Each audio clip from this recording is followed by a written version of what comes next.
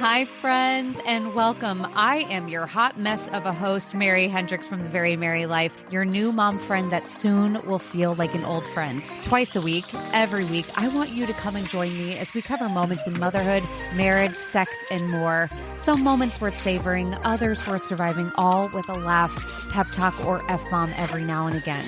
I want you to come as you are, but leave the sugarcoating behind because, guys, we know how sweet it already is. So what do you say? Up for picking some daisies? And hello. Hi, guys. Welcome back to another episode. Except this time it is a brand new name, the brand new album. Everything is changed. You are now listening to the Picking Daisies podcast. I know if you are new, if you're new, I would encourage you to go listen back. This podcast has been through an evolution of changes because I kind of kicked it off with zero idea as to what the hell I was doing, like I do most things in my life. I kind of just jump all feet in, full body, just willing to say yes to whatever and take a chance and see where it goes. And 9 out of 10 times it works out. Sometimes it doesn't. Other times I just figure it out along the way. What's the worst can happen? That's my life. Anyway, it's brand new. We took a little bit of a hiatus so that way I could kind of get all the changes in place, get all of the newer recordings done and processed, and that way I could be ahead of the game and put out, all of these new episodes that you are about to hear. I have great guests coming on. I have Kat and Nat from the Cat and Nat show. So they're going to be coming on. I have a speech pathologist coming on. I have a ton of authors coming on, which is so great in all realms.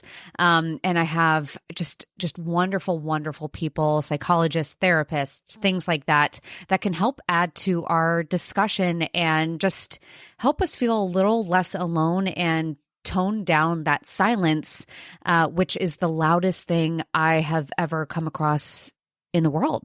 It really is. Silence is the most deafening thing I've ever encountered. And it really doesn't make much sense, especially before you have kids. But once you encounter silence, it is both glorious and terrifying, and nothing makes sense ever again. But with that being said, let's catch up. Shall we? Let's use this episode to kind of catch up as to what's going on. We are finishing up summer by the time you are seeing this and not seeing this, hearing this. You are probably having your kids start school if you have children that are within the school system, which is great. Clap for us because we made it. Good job. Oh my God. Lord have mercy. This summer was a interesting time. It feels like a blur now. It feels like the summer went by like that, but during it, because that's how this whole thing works, it felt like it was just dragging, and I barely felt like I could get a solid breath in. And I have not been shy about that. I've been sharing that on my socials. Summer was rough. It just was a lot on my plate.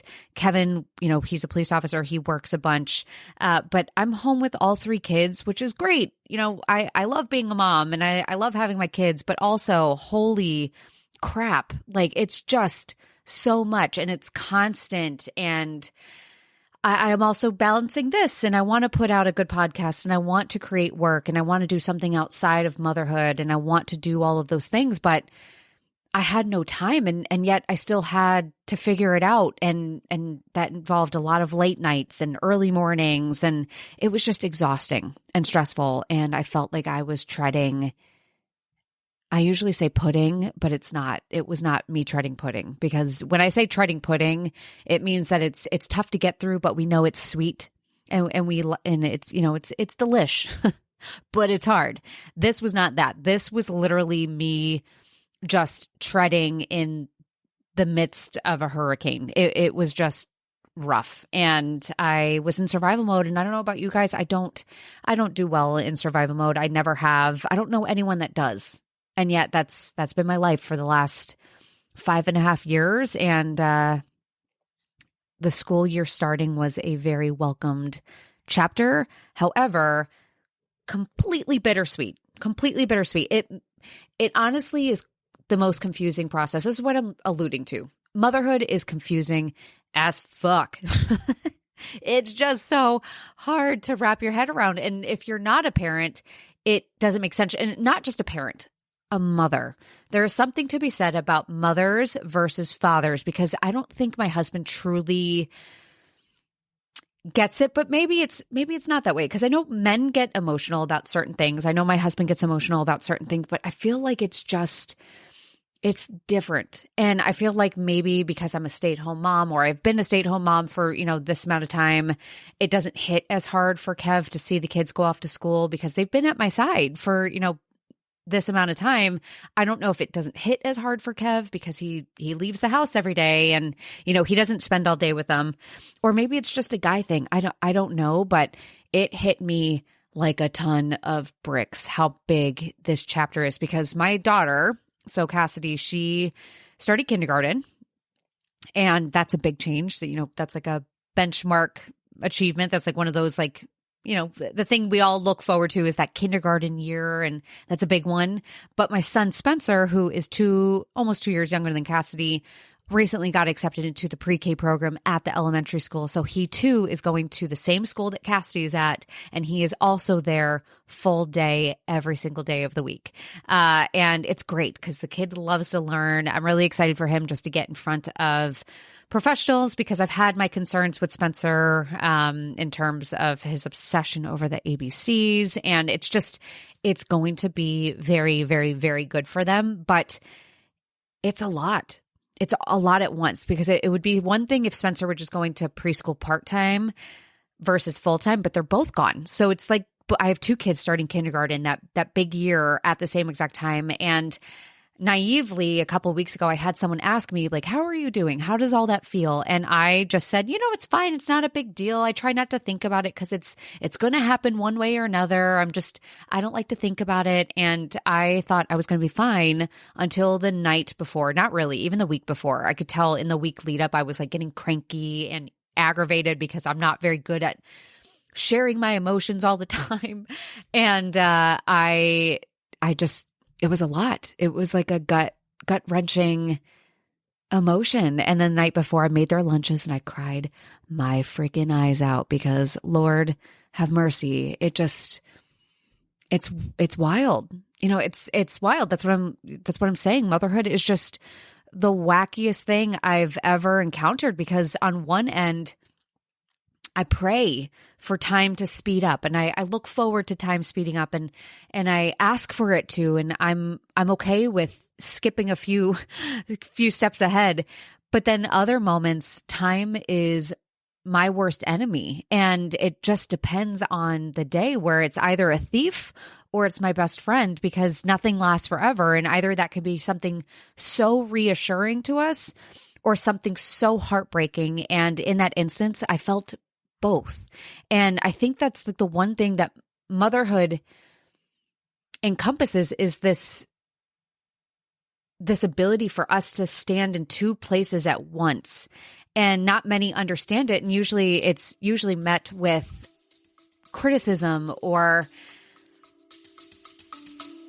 We'll be back after a quick break. Eye-Opening Moments podcasts are real-life stories of adversity, encounters, and perspectives. They are moments that can lift your spirits, give you some food for thought, or move you. For the introspective mind that likes to reflect, discover, and find solutions or meaning in a complex life, listen to Eye-Opening Moments podcasts. Confusion, because we can tell people that we're burnt out and we're tired, and we still love our kids and we still want to be with our kids, but also we need a break, and I want them to go to bed. But once they are in bed, then I look at my phone and I miss them, and I want them to go to school, but also I want them to be with me forever, and I want time to speed up, but also I think about yesterday when they were just newborns. Like, we have this innate ability to like see everything at once, both our future and our past and the present all mixed in there. And it's just, it's weird. And it's not, I can't even adequately describe it at once, but it's wild.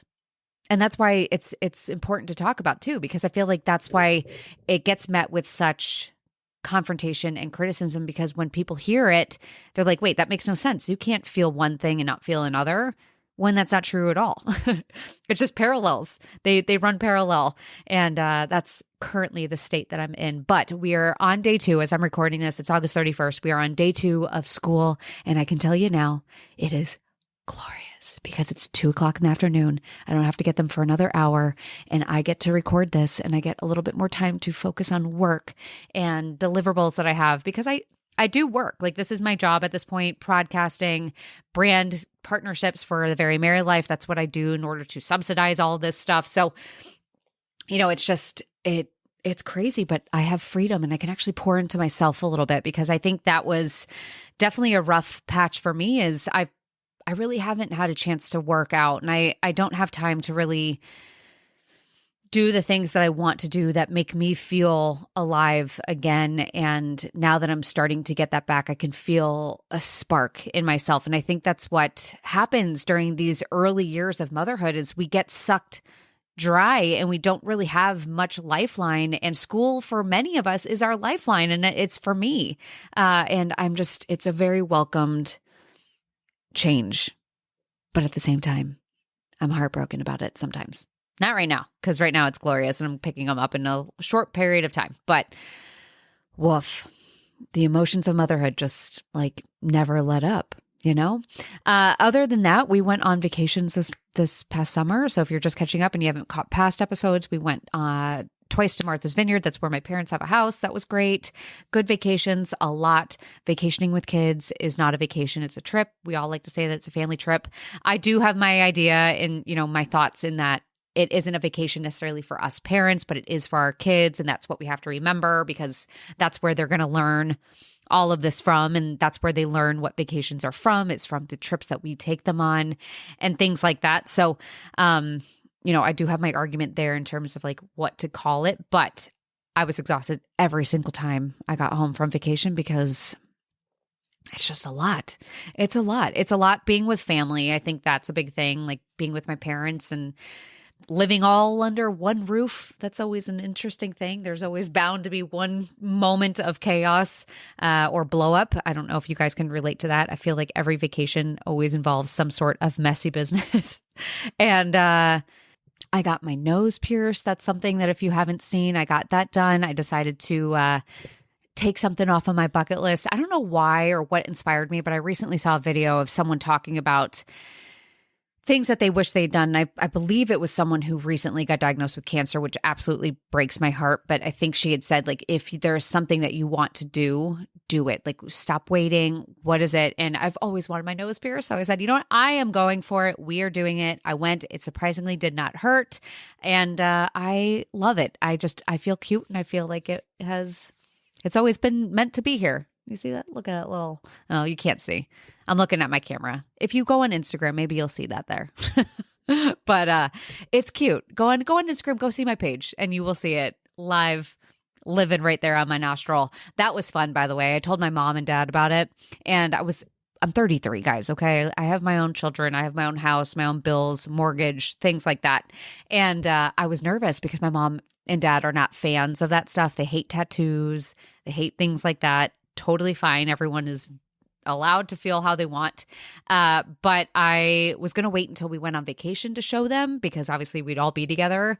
But then I called my mom on FaceTime and I said, hey, I did something. You're not going to like it. And I showed her, and she's like, why would you do that? And I knew that was not going to be end of conversation. And sure enough, I was correct.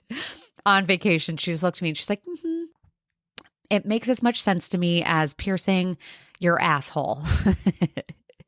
Are you planning on doing that next? And I said, yes. I'm going to go and pierce my butthole, Mom. That's exactly what's on the list. And we laughed about it. That's really it. My dad didn't say anything. And I guessed either it was because he just was avoiding it, or he didn't see it because they're getting older. They don't really notice a lot of things. And sure enough, that was the correct answer. He just didn't notice it. And on the 5th day that we were on vacation, he turned to me and he's like, when did you get a nose ring? I was like, about 2 weeks ago. And he's like, oh, okay. That was it. So anyway, if that gives you encouragement, I think you should go for it. Seriously, think on your bucket list of things that you, Y-O-U, have always wanted to do? What's your inner child? Like, think about when you were a kid. Like, what was that one thing that you're like, I'm going to do this? If it's realistic that you can fit it into your life, go for it, please. Like, do not hold back. I feel like a lot of my life has been doing things set to a standard of what others are going to think. And I am so done with that. And I think a big portion of me getting my nose pierced was I got married. I graduated college. I graduated college in shaky grounds because I was just getting over an eating disorder, and graduating college is a weird time in your life where you're trying to figure out your next step. And I met Kev, and that was great, obviously. But then I met him a year and a half later. We got engaged, and then we got married. And then a year and a half after that, we got pregnant. And it's just been one title change to the next, if that makes sense. Like, I went from being a college grad to a girlfriend to a fiance to a wife to a mother, and now I'm a mom times 3, and I'm pretty sure the baby train is closed. I know I have a lot of questions about that, but I am feeling very okay about closing that chapter, especially after vacation. There's no better birth control than going to a beach with a baby. But now that I think that that chapter is closed, and again, don't quote me on that. I could totally change my mind in about like a year or two. I'm trying to figure out who I am again in this title that is permanent. So it's no longer changing. This one is going to stick with me, and I want to find my place in that. And I'm nose ring, and I'm trying to figure out clothing because that's funky. I even I went on like a new mom friend date last month, and I was going to create content on Instagram and say, hey, come get ready with me and help me figure out what I'm going to wear. And when I got in my closet, I had nothing. I had no clothing that I could wear out that was for a girlfriend date. And I realized, like, I only have clothes that I think are cute, but they're for being a mom. They're for my title of being a mom when I'm with my kids, because they're cute but comfortable, and clothing that I can wear and run after them in and not worry about a little titty flapping out, things like that. But I realized that I was like, okay, I need to focus on stuff, because I think what is happening is not having all of, clothing for other portions of myself have deterred me from pursuing those portions of myself. Like, if Kev were to ask me and say, hey, Mary, you want to go on a date? I would probably say no, because I don't have anything flirty and cute and sexy that I would want to wear on a date. And I mean, yeah, I could say yes, and we could make it a casual date, and I could wear what I wear usually when the kids are around, but I don't want to do that. I want Kev and I to go out, and I think we're getting to that place where we can go out, just him and I, and feel like us again, not mom and dad us, but us, and know that the kids are back and they're old enough to, we don't have to worry necessarily about like the craziness of like the early little kid days. Like, we can go out and do that and let our guard down a little bit more. And I feel like I'm deterred because I don't have clothing that I feel comfortable doing that in. And that's like my next step of just like figuring out who I am in all of those realms, if that makes sense. It's hard though, because I don't know where the hell anyone shops. I'm not shopping at J. Jill or Land's End, where I feel like that's the only place to find a shirt that like comes below your belly button. But I'm not going to Forever 21. It's hard. Right now I'm wearing an outfit that's from Stitch Fix, and even then it's weird. I feel like the shorts are going up my butt, but it's fine. Got to get used to it, But that's it. That's all I really have to update. I just have a lot of exciting changes coming. I have a book I'm working on, and, this obviously, and the blog. So any of you guys, if you guys are writers or not, if you've wanted to step your feet into the water and get them wet in terms of writing, I've opened up guest writing positions on my blog.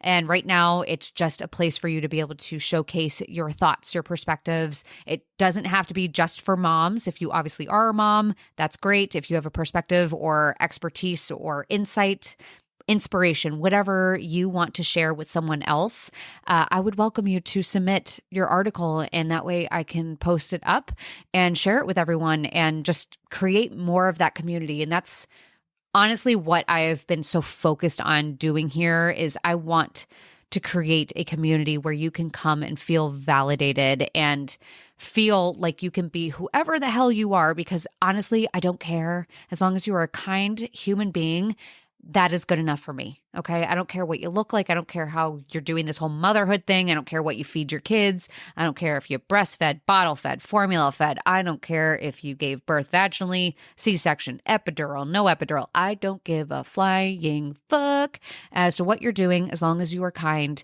because I think that is what's happening is we are getting so tripped up on the tiny details that we have forgotten that there's a common thread that all of us share. And that's my hope with the podcast and the blog and things like that, and my pages on social media, that we can remind ourselves of that, because moms are on eggshells. And that's the biggest thing that, I've talked about in previous episodes is it's really hard to find mom friends. It's really hard to find that community because we have been trained a little bit to be hesitant and to look at the differences and deter ourselves because of differences. And it does a huge disservice to us when we do those things. So that is everything that's going on in my world. Nothing crazy. I'm feeling really good. I'm feeling hopeful. And I feel like a weight has been lifted off of my shoulders, which is new for me.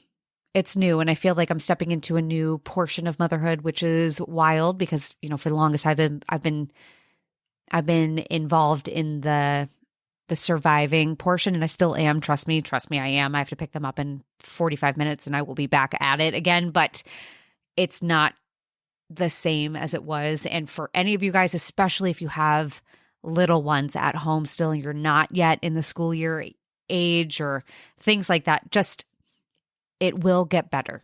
I don't like to say it gets easier. It will get better. It will change.